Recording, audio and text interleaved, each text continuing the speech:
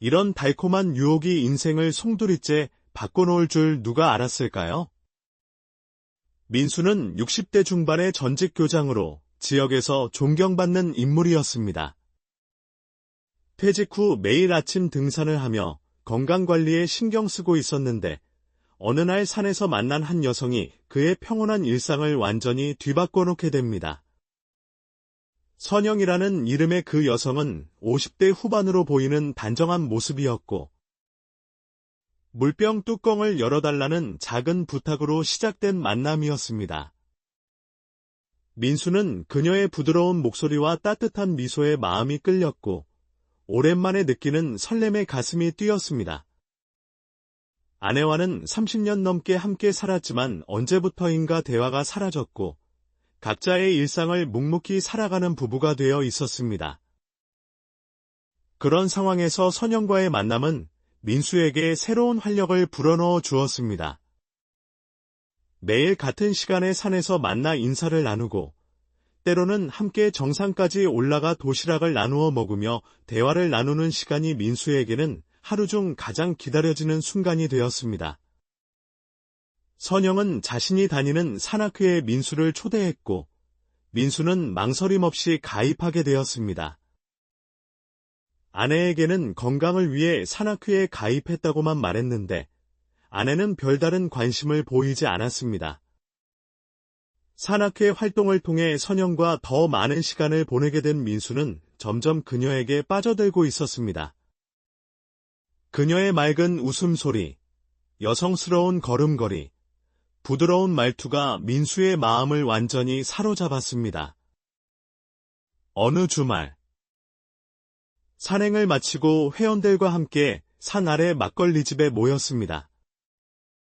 오랜만에 마시는 술이라 민수는 평소보다 많이 취했고 사람들이 하나둘 자리를 떠나면서 어느새 선영과 단둘이 남게 되었습니다. 선영의 향수 냄새가 은은하게 풍겨오고 그녀의 목소리가 귓가에 맴돌았습니다. 퇴직 전에는 술을 꽤 잘 마셨던 민수였지만 오랜만에 마신 탓인지 머리가 어지러웠고 선영의 얼굴이 두 개로 보이기 시작했습니다. 그 후의 기억은 흐릿했지만 눈을 떴을 때는 낯선 모텔 방이었습니다. 베이지색 커튼, 작은 텔레비전, 그리고 모텔 특유의 분위기가 민수를 당황하게 만들었습니다. 놀라서 벌떡 일어나려는 순간 옆에서 부드러운 손길이 그의 가슴을 눌렀습니다. 선영이었습니다. 그녀는 속옷 차림으로 민수의 옆에 누워 있었고 어젯밤 정말 최고였어요 라고 말했습니다. 민수의 심장이 터질 듯이 뛰었습니다. 아내가 아닌 다른 여자와 밤을 보냈다는 사실에 충격을 받았습니다. 기억이 나지 않는다고 하자 선영은 민수가 너무 취해서 자신이 모셔다 드리려고 했는데 민수가 먼저 자신을 안았다고 말했습니다.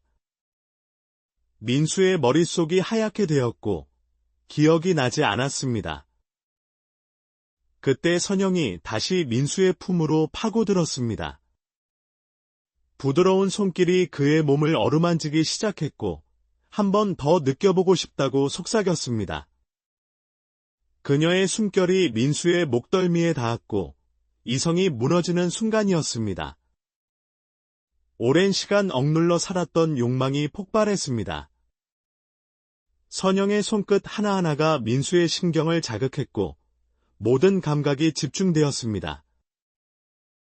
선영의 나지막한 신음소리가 귓가를 맴돌았고 마치 젊은 시절 영화에서 보던 장면의 주인공이 된 듯한 느낌이었습니다. 그녀의 피부 냄새, 부드러운 곡선, 따뜻한 온기가 민수를 완전히 사로잡았습니다. 정신을 차렸을 때는 이미 낮이었습니다. 집에 돌아가야 한다는 생각에 가슴이 철렁 내려앉았습니다. 30년 결혼 생활 동안 한 번도 외박한 적이 없었기 때문입니다. 선영은 걱정하지 말라며 다 괜찮을 거라고 말하면서 민수의 뺨에 키스했습니다. 집으로 향하는 내내 죄책감과 두려움이 밀려왔습니다. 현관문을 열고 들어가자 아내가 어디 갔다 왔느냐고 물었고, 민수는 동창 친구 장례식이 있었다고 거짓말했습니다. 아내는 더 이상 묻지 않고 다시 텔레비전을 보기 시작했습니다. 안도의 한숨과 함께 죄책감이 더 커졌습니다. 그날 이후로 민수의 내적 갈등이 심해졌습니다. 밤마다 선영과의 순간이 머릿속을 맴돌았고 그 따뜻한 체온과 부드러운 살결이 생생하게 기억났습니다. 솔직히 말하면 다시 그 순간으로 돌아가고 싶었습니다. 늦은 나이에 느낀 젊은 시절의 열정이 가슴속에서 타올랐습니다. 하지만 정신을 차리면 냉정한 현실이 기다리고 있었습니다. 30년 넘게 교직에 몸담았고 교장으로 퇴직한 사람이 이런 추잡한 스캔들에 휘말린다면 평생 쌓아온 명예가 한순간에 무너질 게 뻔했습니다. 학부모들, 제자들, 동료 교사들의 실망한 얼굴이 눈앞에 아른거렸습니다. 상상 속에서 들려오는 사람들의 수근거림에 식은땀이 흘렀습니다. 그리고 아내에 대한 생각도 민수를 괴롭혔습니다. 무뚝뚝해도 평생을 함께한 사람이었고 대화가 없어도 서로에게 익숙한 사람이었습니다.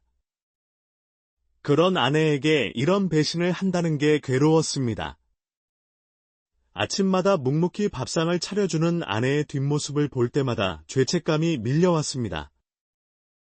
평소와 다르게 말을 걸어보기도 했지만 그 짧은 대화조차 민수의 가슴을 아프게 했습니다. 결국 민수는 산악회 활동을 자제하기로 결심했습니다. 선영에게도 문자로 더 이상 만나지 말자고 전했습니다. 자신의 마음의 평화를 위해서는 그것이 최선이라고 생각했습니다. 그러나 일주일 후 예상치 못한 메시지가 왔습니다. 선영은 민수가 자신을 가지고 놀았다며 분노했고 뒤이어 충격적인 내용이 담긴 메시지를 보냈습니다. 영상을 보여주겠다며 아내나 가족들, 지인들에게 보내겠다고 협박했습니다. 뒤따라온 동영상 파일을 열어보고 민수는 충격에 빠졌습니다. 그날 밤 자신과 선영의 모습이 고스란히 담겨 있었습니다. 몰래 카메라였던 것입니다. 영상 속 민수의 모습은 낯설고 부끄러웠습니다. 이성적 판단이 사라진 채 오직 욕망에만 충실한 모습이었습니다. 선영은 300만 원만 보내주면 영상을 다 지우겠다고 했습니다. 그렇지 않으면 퍼뜨리겠다는 협박이었습니다. 교장으로 존경받던 자신의 모습, 가족들 앞에서의 체면, 모든 것이 한순간에 무너질 수 있다는 두려움에 민수는 요구대로 300만 원을 송금했습니다. 한 달이 지나고 민수는 그 사건을 조금씩 잊어가고 있었습니다. 사내도 예전처럼 다시 오르기 시작했지만 다른 시간대를 택했습니다. 선영과 마주치지 않기 위해서였습니다. 그날의 기억은 악몽처럼 남아 있었지만 시간이 지나면서 서서히 희미해져 갔습니다. 그러던 어느 날 오후 휴대전화에 메시지가 도착했습니다. 선영이었습니다. 보고 싶다며 오랜만에 연락한다고 했습니다. 민수의 손이 덜덜 떨리기 시작했습니다. 가슴이 두근거리는 건 두려움 때문이었습니다. 메시지를 무시하고 휴대전화를 내려놓았지만 곧이어 또 다른 메시지가 왔습니다. 답장이 없다며 지난번에 보낸 영상을 아직도 가지고 있다고 했고 다른 사람들도 보고 싶어 할지 모른다며 협박했습니다. 식은땀이 흘렀고 이번에는 더 충격적인 내용이 뒤따랐습니다. 민수의 지인들 연락처 목록이었습니다. 어떻게 이런 정보를 얻었는지 모르겠지만 전직 교장 동료들, 심지어 제자들의 연락처까지 있었습니다. 이번에는 500만 원만 보내주면 더 이상 연락하지 않겠다고 했습니다. 민수는 손이 떨려 휴대전화를 바닥에 떨어뜨렸습니다. 이건 단순한 실수가 아니었습니다. 계획적인 범죄였습니다. 하지만 민수가 할 수 있는 건 무엇이었을까요? 경찰에 신고한다면 그 영상이 바로 퍼질 게 뻔했습니다. 결국 다시 한번 돈을 보냈습니다. 통장 잔고가 크게 줄었지만 체면을 지키기 위해서는 어쩔 수 없었습니다. 밤마다 잠을 이루지 못했고 식사도 제대로 하지 못했습니다. 수척해진 모습을 거울로 바라보면서 자신의 어리석음을 후회했습니다. 평생 쌓아온 명예, 가족과의 신뢰, 그 모든 것이 일순간의 욕망 때문에 위태로워졌습니다. 아내가 드물게 민수의 상태를 물었습니다. 평소라면 반가웠을 관심이었지만 지금은 더 큰 죄책감만 느꼈습니다. 거짓말이 습관이 되어 가고 있었고 아내는 의심스러운 표정으로 민수를 바라보더니 말없이 신경안정제를 건네주었습니다. 그 순간 아내가 무척 낯설게 느껴졌습니다. 관심 없는 줄만 알았는데 민수의 상태를 눈여겨보고 있었던 것이었습니다. 일주일이 지났지만 선영에게서 더 이상의 연락은 없었습니다. 하지만 불안감은 여전했습니다. 마치 시한폭탄을 안고 사는 느낌이었습니다. 언제 터질지 모르는 폭탄 같았습니다. 그러던 어느 날 아내가 저녁 식사 후 심각한 표정으로 민수를 불렀습니다. 아내의 손에는 통장이 들려 있었습니다. 가슴이 철렁 내려앉았습니다. 지난 2달 동안 800만 원 가까이 빠져나간 것을 발견한 모양이었습니다. 숨이 막혔습니다. 아내는 통장 정리를 하다가 큰 금액이 빠져나간 것을 알게 되었고 민수는 말을 더듬으며 옛날 직장 동료가 급해서 돈을 빌려달라고 했다고 거짓말했습니다. 아내의 눈빛이 의심으로 가득 찼습니다. 30년 동안 함께 살았기에 민수가 거짓말을 하고 있다는 것을 알아챘을 것입니다. 그날 저녁 아내는 형사로 일하는 아들에게 전화를 걸어 민수의 상태가 이상하다며 걱정된다고 말했습니다. 다음 날 아침 아들이 불쑥 찾아왔고 민수는 아들의 진지한 눈빛 앞에서 더 이상 숨길 수 없었습니다. 모든 이야기를 털어놓았습니다. 산악회에서 선영을 만난 일, 그날 밤의 일, 그리고 협박받은 일까지 모든 것을 말했습니다. 말을 마치고 나니 온몸에 힘이 빠졌습니다. 이제 아들마저 실망의 눈으로 바라볼 테지만 예상과 달리 아들은 냉정하게 상황을 분석했습니다. 이것이 전형적인 로맨스 스캠 사기라고 설명했습니다. 자신의 수사 분야는 아니지만 요즘 많이 발생하는 범죄이고 특히 노년층을 노리는 경우가 많다고 했습니다. 아들의 말을 듣고 민수는 황당했습니다. 사기였다니, 거짓된 만남, 거짓된 감정, 모든 게 계획된 것이었다니 믿을 수 없었습니다. 아들은 민수가 교장으로 퇴직했고 지역에서 명망 있는 분위기 때문에 돈도 있고 체면도 있어서 완벽한 표적이었다고 설명했습니다.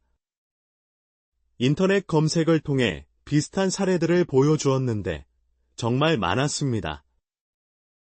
대부분 민수처럼 사회적 지위가 있는 중장년 남성들이 표적이었고 수법도 똑같았습니다.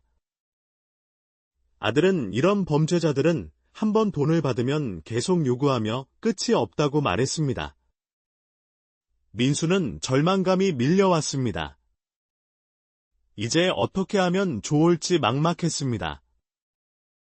평생 쌓아온 명예가 한순간에 무너지는 것을 봐야 할까요? 아들이 도와주겠다며 형사과 친구들에게 도움을 요청하겠다고 했습니다. 이런 사기꾼들은 반드시 잡아야 한다고 했습니다. 그제야 조금의 희망이 보였지만 곧 다시 불안감이 엄습했습니다. 아들은 대부분의 경우 협박만 하지 실제로 영상을 퍼뜨리는 경우는 드물다며 걱정하지 말라고 했습니다. 그건 또 다른 범죄이기 때문이라고 설명했습니다. 며칠 후 아들로부터 연락이 왔습니다. 선영이라는 여자는 사실 40대 후반의 여성으로 여러 명이 조직적으로 범행을 저지르는 일당의 일원이었습니다. 그들은 이미 유사한 수법으로 다른 피해자들도 협박하고 있었고 경찰의 함정 수사로 검거되었다고 했습니다. 선영이 사용했던 전화번호로 연락이 오길 기다리다가 돈을 송금하는 과정에서 체포되었다고 했습니다.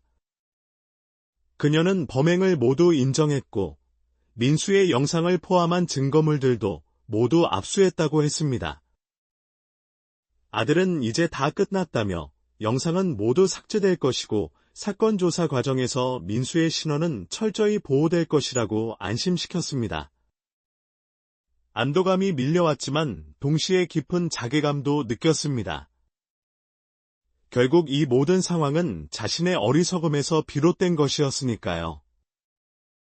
아들이 돌아간 후 거실에서 텔레비전을 보고 있는 아내 앞에 무릎을 꿇었습니다. 눈물이 흘렀습니다. 정말 미안하다고 말했습니다. 아내는 말없이 텔레비전을 끄고 민수를 바라보았습니다. 그 눈빛에는 분노보다는 슬픔이 더 깊게 배어 있었습니다. 아내는 처음부터 알고 있었다고 말했습니다. 놀란 민수의 표정을 보더니 아내는 담담하게 말을 이었습니다. 민수가 그 여자와 산에서 만나는 걸 봤다고 했습니다. 어느 날 민수가 산에서 내려올 때를 기다렸다가 뒤따라갔다고 했습니다. 민수가 그 여자를 반짝이는 눈으로 바라보는 모습을 봤다며 자신을 그렇게 본 적은 없었다고 말했습니다. 가슴이 찢어지는 듯했습니다. 아내의 목소리는 떨리지 않았지만 눈가에 맺힌 눈물이 모든 것을 말해주고 있었습니다. 민수는 계속 미안하다고 말했습니다. 정말 어리석었다고 했습니다. 아내는 서로 30년을 함께 살면서 대화도 제대로 안 했다며 둘 다 잘못이 있다고 말했습니다. 그리고 서랍에서 낡은 통장 하나를 꺼내어 민수에게 건넸습니다. 혹시 민수가 사기를 당하거나 어려움에 처할까봐 몰래 모아둔 돈이라고 했습니다.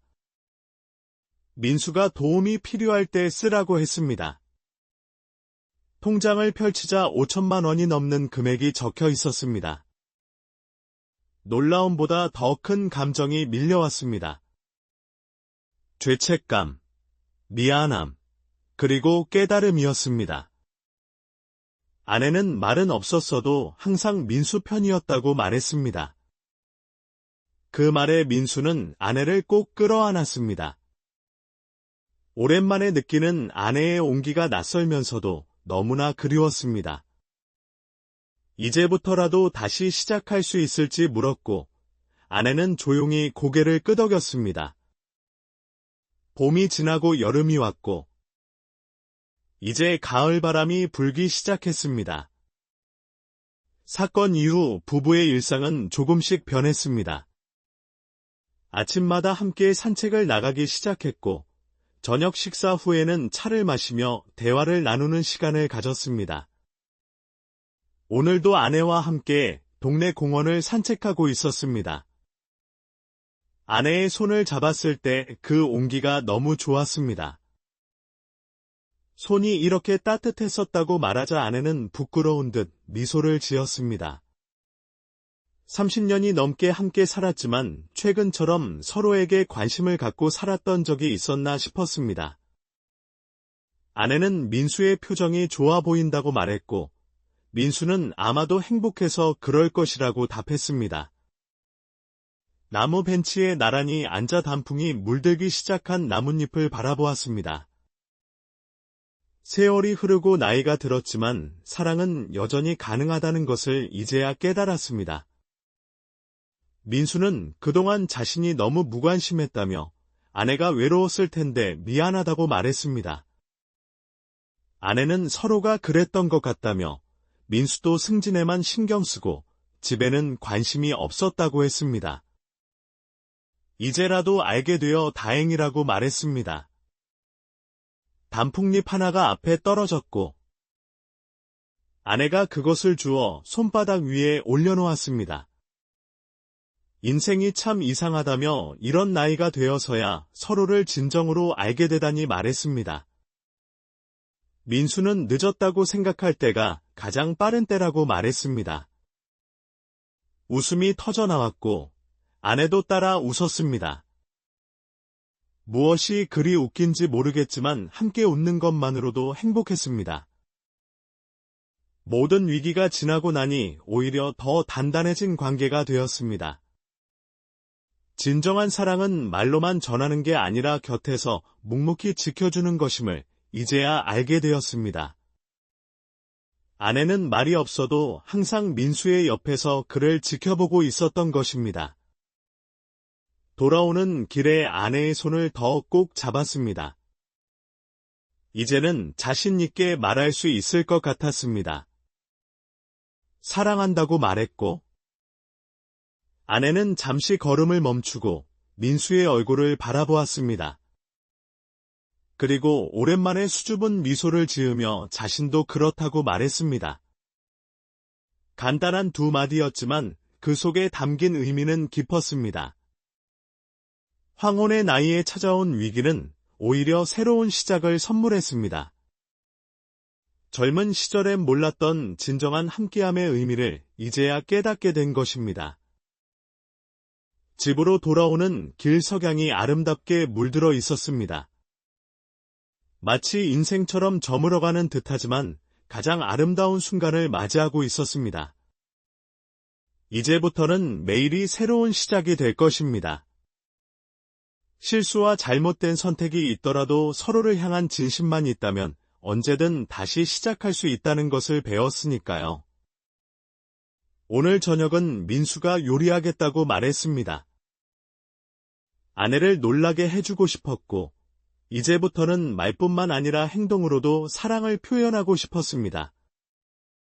아내는 민수가 요리를 할 줄 아느냐며 의외라는 표정을 지었습니다. 민수는 인터넷에서 배웠다며 간단한 요리지만 기대해달라고 말했습니다. 손을 맞잡고 집으로 향했습니다. 새로운 시작을 향해 한 걸음 한 걸음 나아가는 것이었습니다.